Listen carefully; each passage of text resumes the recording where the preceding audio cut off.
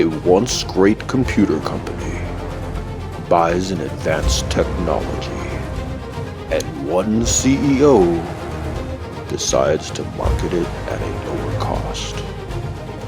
Let's take a look at the Amiga 500.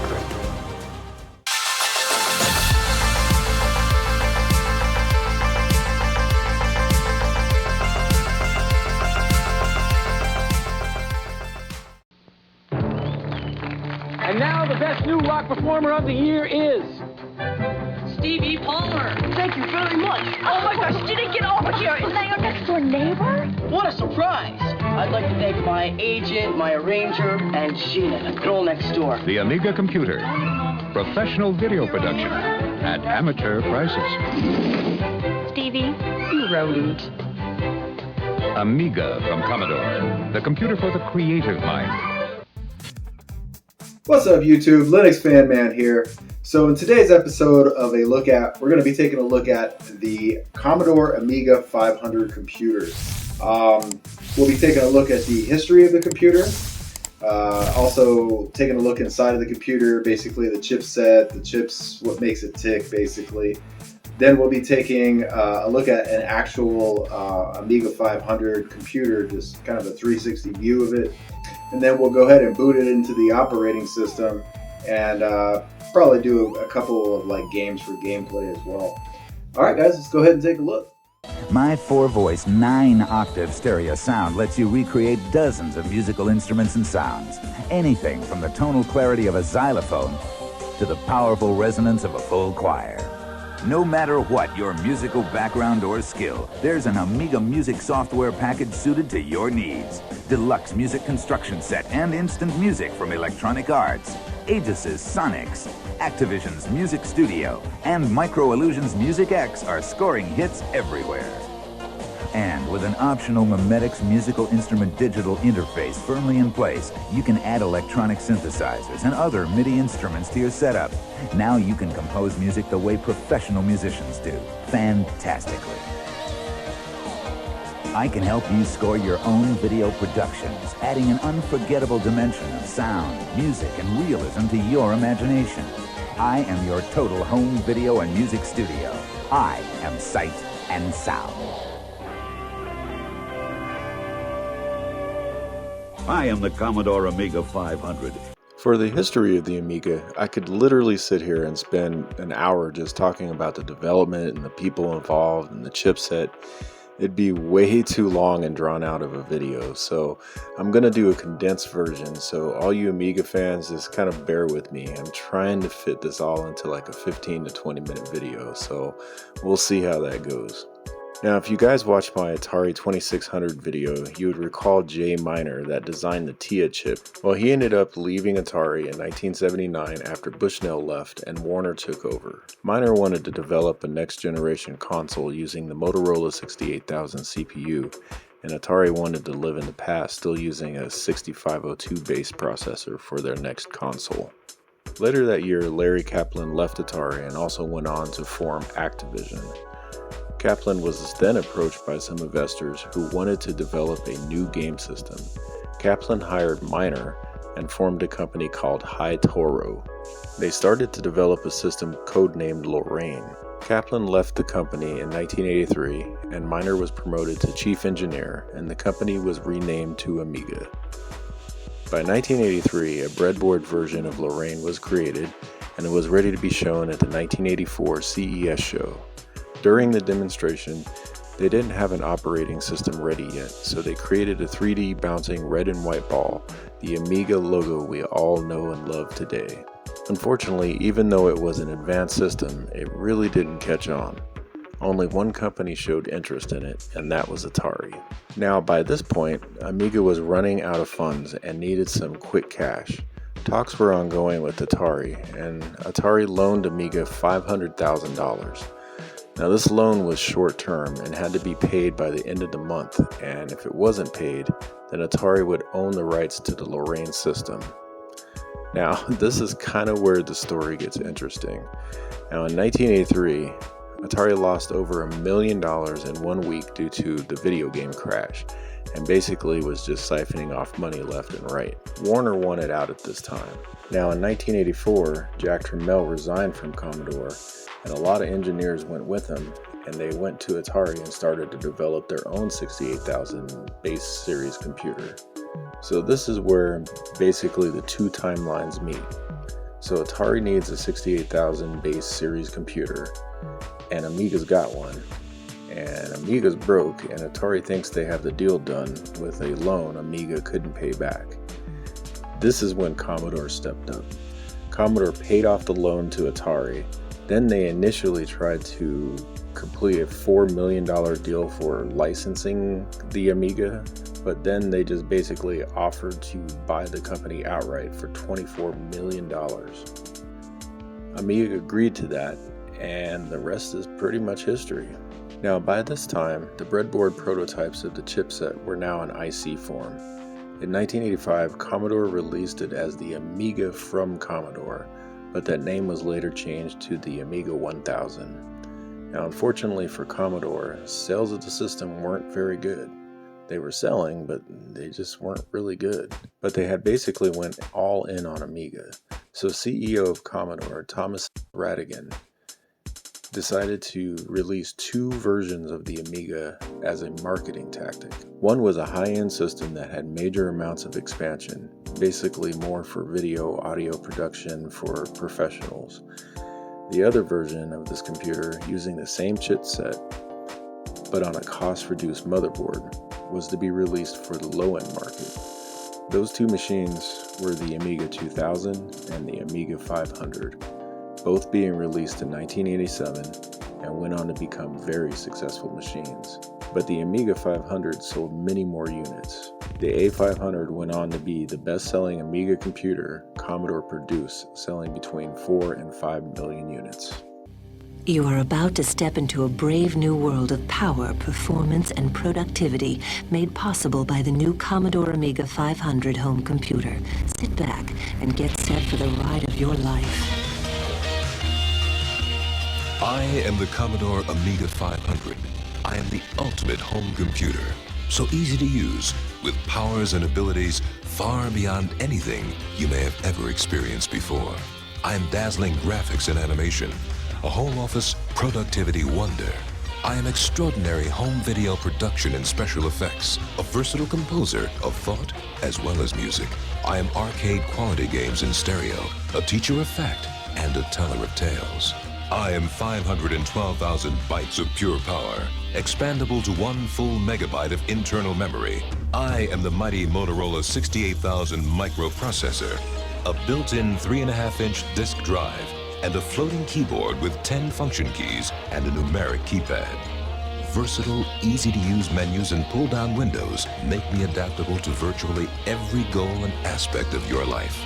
At the touch of a button, at the click of a mouse, I am yours to command and control at a price you can afford.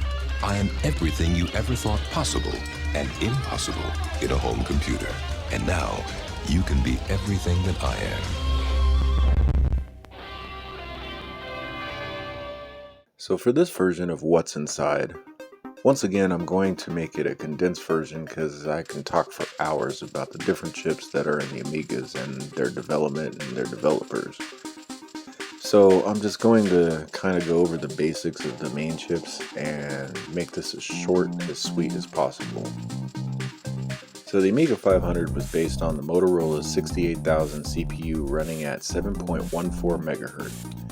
Now you can use other variants of the 68,000 series CPU, but it requires either a side expansion connector or an accelerator board attached to the processor socket. It came with 512 megabytes of chip RAM, but could be expanded using the trapdoor underneath the Amiga. It also came with the Kickstart ROM installed into the motherboards. Early versions were 1.2 and later versions 1.3. So what Kickstart is basically like a BIOS on PC. It kind of controls what can boot up and loads up devices and other things like that. Now let's talk about the custom chips. These were the Angus, the Denise, and the Paula. And we'll go over each one of those. The Angus controls chip RAM between the processor and the other custom chips in the chipset. Later versions of the Angus, called the Fat Angus, were able to address up to 512K of pseudo-fast RAM directly for the CPU's use. Now, the Denise chip was basically like the GPU of the Amiga.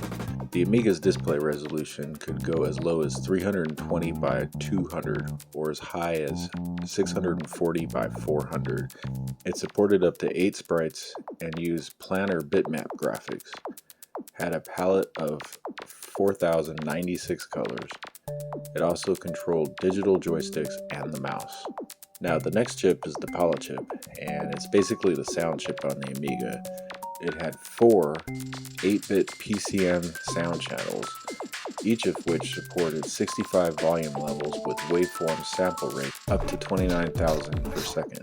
This chip also controlled the system interrupts, the floppy disk drive, and the serial port, along with the analog joysticks.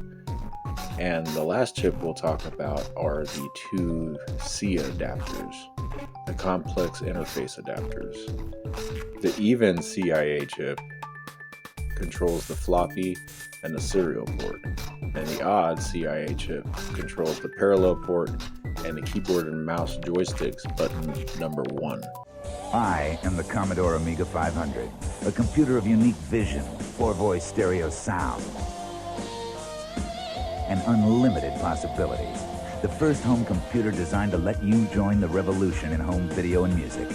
I can be linked directly to your VCR via an Amiga RF modulator, letting you record onto video anything your mind is capable of creating or composing.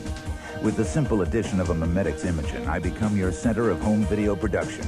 This Genlock system lets you overlay computer-generated images and sounds directly onto any live or pre-recorded videotape source. Now the fun begins. With packages like Aegis' Video Titler, Zuma Group's TV Text, and JDK Images Pro Video CG1, you can produce titles, captions, and multi-layered special effects, combining computer-generated images and 3D animation with any video image to create your own customized video productions. Go from this to this. Turn your home movies into Hollywood epics, produce your own music videos, even customize your favorite pre-recorded video cassettes so that this time the gorilla gets the girl. Better still, add a photo digitizer like Nutex DigiView. With this affordable device in place, I can scan any non-computerized image, a photograph, a document, a drawing, and feed it directly into my memory. Once here, you can save it, change it, color it, customize it for use with any of your other Amiga creations. So here is an actual Amiga 500. Now, as you can see, it has a full QWERTY keyboard, function keys, a numpad, the arrow keys here. So basically, mostly like a keyboard that we're used to nowadays. So let's go ahead and flip it on the side here.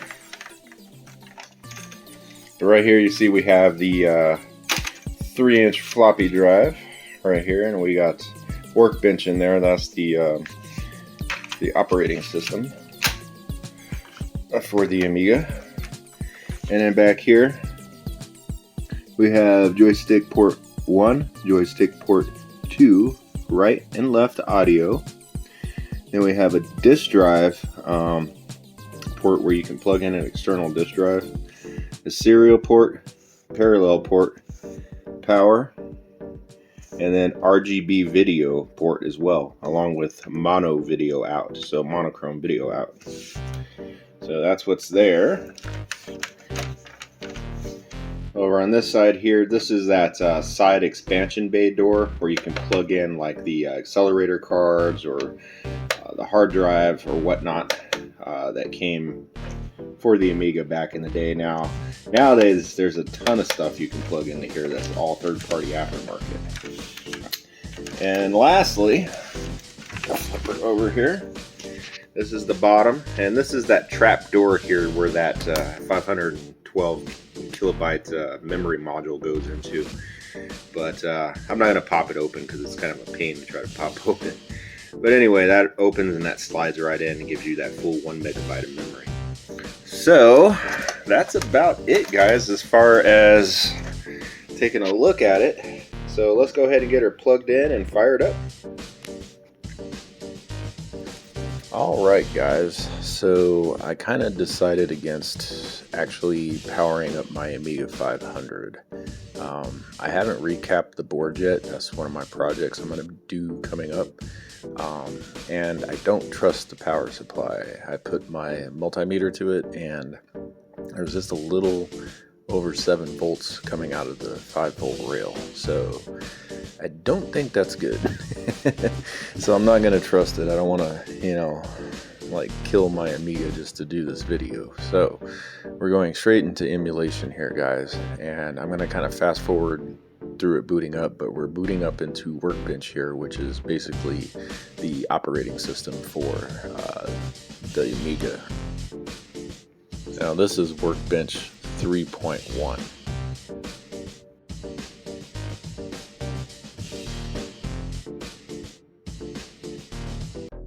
Alright guys, so here we go. We're into Workbench, and as you can see here, you can pull down the screen, you can open up different disks. Now this shows 2 disks, but the Amiga 500 only had 1 disk drive, so you would have to do disk swapping. But here it shows it's just multitasking. You got utilities, and then the expansion, and the shell over here. You have Amiga Basic, some demos there, just a few other things. But yeah, it was a pretty good little operating system for its time. I'm not going to lie. I mean, in 1987, to have something like this, it was just pretty cool. I mean, you can open multiple windows and work within multiple windows. That was a truly multitasking system. Well, anyway, guys, I'm going to go ahead and get out of this, and we'll do some actual gameplay videos. I don't think I'm going to do like gameplay, but I'm going to load some really cool games and show you the intros.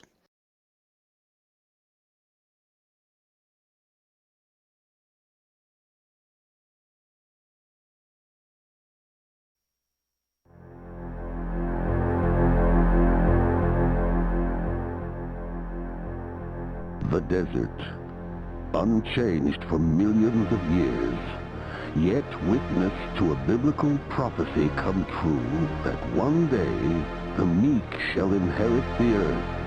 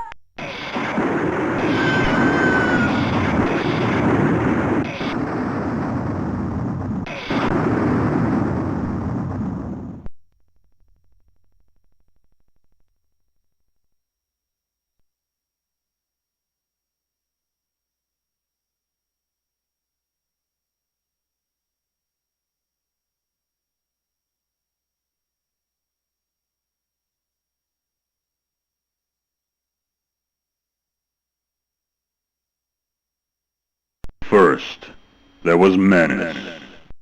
Now, Psygnosis presents a DMA design game. There's a whole lot more coming. The biggest unanswered question is where is the money? There's a whole lot more coming. The biggest unanswered question is where is the money? There's a whole lot more coming.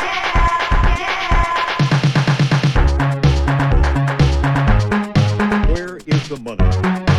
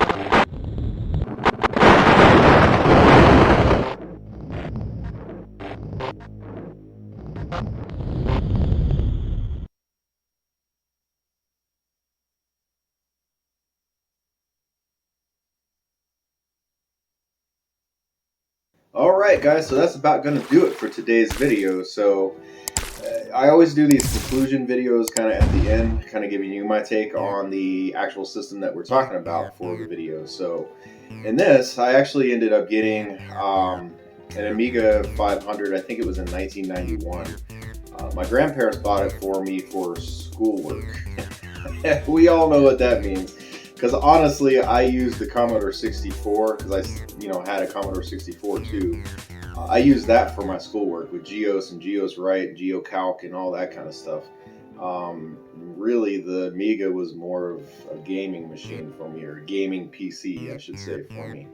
I eventually ended up getting the Amiga 2000 as well. But the Amiga definitely holds a special place in my heart, like pretty much all these systems back here do.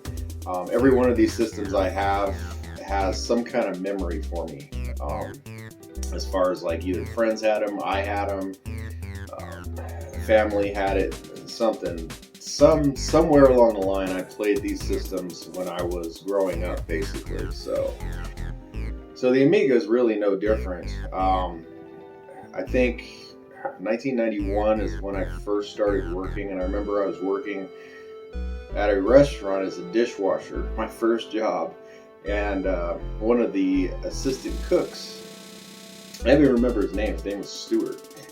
He had an Amiga 1000, maybe, I think it was. It wasn't the 2000, I think it was the 1000 he had. But we used to share games and everything like that, and it was really cool.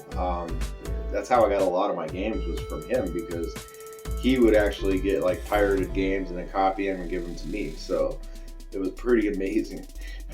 So the pirated game thing hasn't really changed since way back in the 80s and 90s, guys. It's just gotten a lot more speculative as far as companies coming after you and other things like that. So, but it's always been a thing. So, like the torrents and stuff that we have nowadays, that was going on bulletin board systems way back in the day. People were sharing software. So, but anyway, guys, I just wanted to, kind of give you my conclusion on the system. I love the Amiga 500.